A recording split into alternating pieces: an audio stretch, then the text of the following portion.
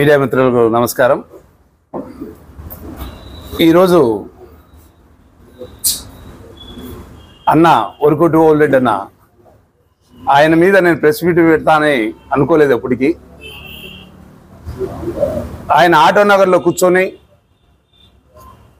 మరి ఆయనకు బుద్ధి పుట్టిందో లేకుంటే ఎమ్మెల్యే గారు ఆ ప్రెస్ మీట్ పెట్టించారో అర్థం కావడం లేదు. నేను అవినీతి పరునంట, నేను రాచమల్లు ప్రసాద్ రెడ్డి అన్న దయాదాక్షిణ్యాలతో గెలిచానంట అని చెప్తాడు. అన్న ఓల్రెడ్డినా, నువ్వు పెద్దోనివని మేము ఎప్పటికీ గౌరవిస్తూనే ఉన్నాం. ఆ గౌరవం ఈ ప్రొద్దుటూరులో ఐపీ పెట్టింది ఎవరు? ఎమ్మెల్యే క్వార్టర్స్లో హోటల్ పెట్టుకొని నాటుకోడి సంగటి పెట్టి జరుపుతానింది ఎవరు? అవన్నీ చేసి డబ్బులతో చాలా ఇబ్బంది పడుతున్నావని చెప్పి నేను కాదనడం. ఇప్పుడు ఎప్పుడైతే నా మీద ప్రెస్ మీట్ పెట్టావో నీ దగ్గర ఉండే వాళ్ళే చెప్తున్నారు ఇవన్నీ. ఈరోజు నువ్వు కౌన్సిలర్ అయి దాదాపు 3 సంవత్సరాలు అవుతుంది. 3 సంవత్సరాలంటే అప్పుడు ఐపీ పెట్టిపోయి హైదరాబాద్లో పనిచేసుకొని ఉండేటటువంటి ఆయనవు ఈరోజు పెద్ద పెద్ద బిల్డింగ్స్ కట్టించావు. ఇంకా ఎన్నో ఉన్నాయి ఇప్పుడు చేస్తున్నావు. మరి నేను 30 ఏళ్ళ ముందు వైఎస్ రాజశేఖర రెడ్డి గారి కుటుంబాన్ని నమ్ముకొని ఉండా. ఈ రోజు గుడుక నా ఆశ ఎంత ఉందో మీరు చెక్ చేసుకోండి. నేను అవినీతి పరుడు అంటావా? ఎంత అబద్ధాలు! నువ్వు అసలు నీ మనసులో ఉంటే వచ్చిందా లేకుంటే ఎవరైనా చెప్పింటే వచ్చిందా? నువ్వంటావు రాచమల్లు ప్రసాద్ రెడ్డి గారు ఎమ్మెల్యే గారు ఎన్నో చేసింటే నువ్వు గెలిచినావని. అన్నా చూడన్నా, ఎమ్మెల్యే గారే స్వయాగా ఆయన వాక్ చాతుర్యంతో మా పంచాయతీ ఆఫీసులో ప్రసంగం ఇచ్చాడు. ఇది 100కి 100 భాగాలు. జనానికి శివచంద్ర నచ్చి, జనానికి శివచంద్ర 10 సంవత్సరాలుగా చేసిన సేవలు చూసి మెచ్చి, ఇదిగో ఈ ప్రజాసేవకు నేను ఇచ్చే కానుక, నీ కుటుంబం పట్ల నాకుండే గౌరవంతో నీకు అందించే తొలి కానుక అని చెప్పి వారికి ఇచ్చిన కానుకే తప్ప ఇది నా గెలుపు కాదు. ఇందులో నామమాత్రమైన నా సహాయం కూడా శివచంద్రకు లేదు అన్నది నిజం. కానీ ఇంతమంది సమక్షంలో కూడా నిర్మోహమాటంగా నిజాయితీగా మాట్లాడే మనస్తత్వం నా తల్లిదండ్రులు నాకు ఇచ్చారు.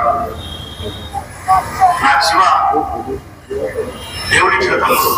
మరి ఇది కూడా ఫేక్ అంటారేమో. ఆయన నోటారా చెప్పినాడు, నేను ఎన్ని 30 ఏళ్ళ ముందు నేను చేసుకుంటా వచ్చా అంటే కొత్తవల్ల పంచాయతీ మా అన్నగారు అయితేనేమి నేనైతేనేమి. ఇకపోతే మా భార్య వార్డు నెంబర్ గెలిపించుకోలేకపోయినా అంటాడు. ఇప్పుడు ఒక ఎమ్మెల్యే కానీ ఒక సర్పంచ్ కానీ ఏదైనా పోటీ చేసినప్పుడు దానికి సపోర్టుగా ఆ ఏరియాలో మాకంటూ నమ్మకమైన వాళ్ళని పోటీ చేస్తాం. అది మేము గెలుపు కావాలా అనేది కాదు. అక్కడ ఓట్లు జరిపించాలా, ఏజెంట్లు జరిపించాలా. అప్పుడు రన్నారెడ్డి అనే ఆయన బలవంతుడు. ఆయనకు తీటుగా ఉండాలంటే ఎవరు ఉండాలా? మా కుటుంబంలోనే ఉండాలా. అట్లాంటి దానికి పోటీ చేపించానే కానీ నీ భార్యను వార్డు నెంబర్ గెలిపించుకోలేకపోయినావు అంటావు. ఎందుకన్నాను? ఉరుకుటి వాళ్ళుడనా? పెద్దవానివి. ఏదో ఇప్పుడు రాజీనామా చేయి గెలిపించు అంటావు, గెలుచు చూస్తామంటావు.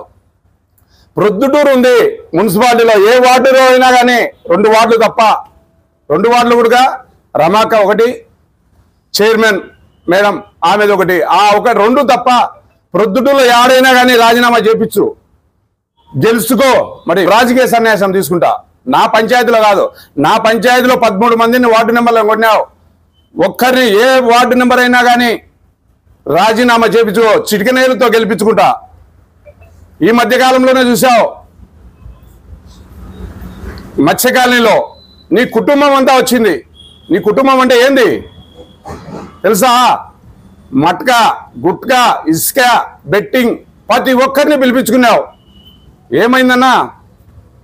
అన్నా ఒరుకుటి ఓల్రెడేనా? దాంట్లో ఆ మత్స్యకాలనీలోనే ఆ 4 అని ఉన్నారు.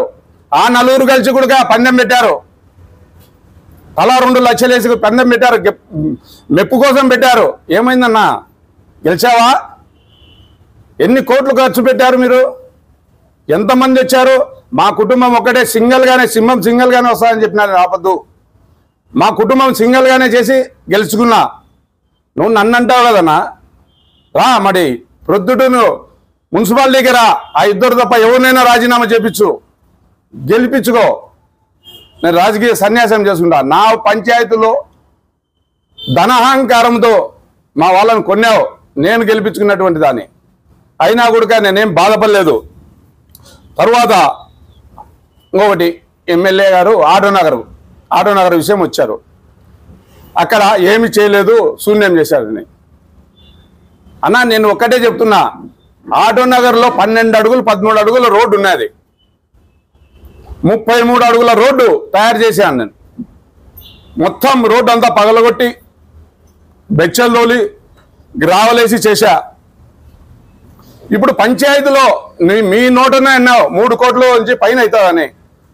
3 కోట్ల నుంచి పైన అయ్యేదానికి అక్కడ రెజల్యూషన్ పెట్టాలా చేయాలన్నా కూడా ఇదో నువ్వు కొన్న వార్డు నెంబర్లతో కాలువలు చేస్తా అంటే వద్దు అని రిజెక్ట్ చేయించావు. 3 కోట్ల రూపాయలు పంచాయతీలో పెట్టి నేను చేయాలంటే నన్ను ఇబ్బంది పెట్టాలనే కదా మీ ఉద్దేశం. ఈరోజు నువ్వు సొంత లెక్క పెట్టి చేస్తా అంటున్నావు. సొంత లెక్క అది ఆటోనగర్ లెక్క అనేది మాకు డౌట్గానే ఉంది. మా ఆపరేషన్ కోసం అంటే ఆపరేషన్ అంటే మా పంచాయతీలో వార్డు నెంబర్లను కొనే దానికోసం ఆటోనగర్ వాళ్ళతో నువ్వు మళ్ళా పెట్టిస్తావు. ఆటోనగర్ వాళ్ళతో దాదాపు 2 కోట్లు ఇచ్చినాము మేము. 2 కోట్లు తీసుకొని మాకు పలకలేదు, రోడ్లు వేపిస్తా అన్నాడు అని చెప్పి వాళ్ళు పదే నా కాడికి వచ్చి చెప్పారు. మిమ్మల్ని కూడా అడిగినారు, మీరు ఇసిగించుకున్నారు. లాస్ట్కి ఇప్పుడు ఎలక్షన్స్ వస్తున్నాయని చెప్పి నువ్వు చేయి, ఆటోనగర్ నువ్వు డెవలప్ చేయి.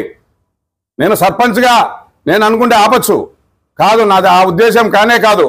పంచాయతీలో డెవలప్ చేయి, నేను వద్దనాను. కాకపోతే నా మీద నెపం చేస్తావా? నేను ఆటోనగర్కు సరిగా చేయలేదని చెప్తావా? చేసింది ఎవరన్నా? 12 అడుగుల రోడ్డు 33 అడుగుల రోడ్డు చేసింది ఎవరు? అక్కడ ఉన్నటువంటి ఆటోనగర్ ప్రతి ఒక్క ప్రజలను అడుగు, చెప్తారు. మీ గురించి ఎట్లా, నా గురించి ఎట్లా, మా అన్నగారి గురించి ఎట్లా అనేది చెప్తారు. మేము ఏది చేయాలన్నా కూడా వార్డు నెంబర్లతో ఇబ్బంది పెట్టించావు, అన్నీ చేస్తావు. నేను 3 సంవత్సరాలు 1 నెల అయితే నీతో ఫైట్ చేయడమే 2.5 సంవత్సరం అవుతుంది. ఎందుకంటే నా ఎదుగుదలను చూసావు, మరి ఎందుకో మీరు చెప్పుడు మాటలు విన్నో నన్ను ఇబ్బంది పెట్టాలని చూస్తున్నావు. అయినా నేను అట్టాడు దాంట్లోకి ఏం బెదరను, చేయనన్నా. డెవలప్ చేస్తున్నావు, సొంత నిధులు పెట్టి చేస్తాను అంటున్నావు, సంతోషమే, కాదనలేదు. పంచాయతీలో ఆడనే చేయి. నేను నీకు అడ్డు వచ్చే కదా, అడ్డు రావచ్చు. నేను అట్లాంటి పనులు నేను చేయను. ఏడ చేసినా కూడా డెవలప్మెంట్ చేస్తేనే ఉంటుందని. ఇప్పుడు ఎలక్షన్లు వచ్చి అన్ని రోజులు ముట్టి తిరుగుతామంటే చేయలేనిది. ఇప్పుడు ఈ ఎలక్షన్ల కోసం, ఓట్ల కోసం నువ్వు చేయి, ఓట్లు సంపాదించుకో. కాకపోతే నన్ను బ్లైమ్ చేస్తున్నావా? అది తప్పు. కావున అన్న మళ్ళా చెప్తున్నాను, ఇదే కాదన్నా, దండిగా ఉన్నాయి సీరియళ్ళు. నేను చెప్పాలంటే నేను అవినీతి పరునో ఎవరో అవినీతి పరులో ప్రొద్దుటూరు ప్రజలకు అందరికీ తెలుసన్నా. అదే నా విషయం. నేను కూడా మరోమారు మీ గురించి పెట్టాల్సిన అవసరం లేదు, నేను చేయాల్సిన అవసరం లేదు. నీ దగ్గర ఉన్నటువంటి వాళ్ళే నీ గురించి నాకు పొద్దున్న నుంచి ఎందరో చెప్తున్నారు. తప్పనా? నేను ఎటాటోనైనా నీ మనస్సాక్షికి తెలుసు. ఆటోనగర్లో మీరు నన్ను యూజ్ చేశారా? 6 సంవత్సరాలు 7 సంవత్సరాల నుండి నిరాటంకంగా అక్కడ ప్రజలకు మంచినీళ్ళు అయితేనేమి, హాస్పిటల్కి అయితేనేమి నా వంతు సహాయ సహకారాలు చేస్తేనే ఈరోజు ప్రతి ఒక్కరూ శివచంద్రారెడ్డి అంటే ఏంది అనేది కూడా అమృతానగర్లో ప్రతి ఒక్కరు అనుకుంటుంటారన్న. కావున ఓలేడనా ఆలోచన చేయి. నేను నిన్ను ఈ ప్రెస్ మీట్ పెట్టడం కూడా నీ మీద నాకు ఇదిగానే ఉంది. కాకపోతే నన్ను, నా వ్యక్తిత్వాన్ని నువ్వు శంకిస్తున్నావు. నేను ఎట్టాటోడైంది పొద్దుటూరు ప్రజలకు తెలుసు. ఎట్లా వస్తుందన్న 3 కోట్లు 4 కోట్లు ఆటోనగర్కు పంచాయతీ ద్వారా? నేను సర్పంచ్ అయినామంటే దాదాపు 4 కోట్లు 4.5 కోటి దాకా ఎమ్మెల్యే గారే జనరల్ ఫండ్ తీసుకున్నారు. హుకుం జారీ చేశారు, ఇది చేయాలా అని చెప్పి. అది ఏది? గ్రీన్ ల్యాండ్ అయితేనేమి, వాటర్కు సంబంధించినది అయితేనేమి, చాలా దాదాపు 4.5 కోట్ల రూపాయల దాకా జనరల్ ఫండ్ తీసుకున్నాడు. అయినా కూడా ఏదైనా కానీ కొత్తపల్లి గ్రామ పంచాయతీలోనే డెవలప్ అవుతుందిలే అని చెప్పి నేను అనుకుంటున్నాను. ఈరోజు నువ్వు నన్ను ఇబ్బంది పెట్ట, నేను ఇక్కడే రాజన్న భోజనశాలలో కూర్చొని మాట్లాడినా, అన్నా పంచాయతీల్లో డబ్బు లేదు, దాదాపు 70 లక్షలు 80 లక్షలు అయితే నేను ఏర్పాటు చేయగలను, 3 కోట్లు 4 కోట్లు అంటే ఎవరు మేము చేయలేమన్నా, ఆ 70 లక్షలు 80 లక్షలు పెడతాను, నువ్వు ఎవరికైనా కానీ చేసుకున్నా అని చెప్పా. ఇట్లాంటివన్నీ నువ్వు చేస్తూ నన్ను బ్లేమ్ చేయడం మంచిది కాదు. నువ్వు చెయ్యి, నన్ను బ్లేమ్ చేసే మంచిది కాదన్నా, చాలా ఉన్నాయి, వద్దు.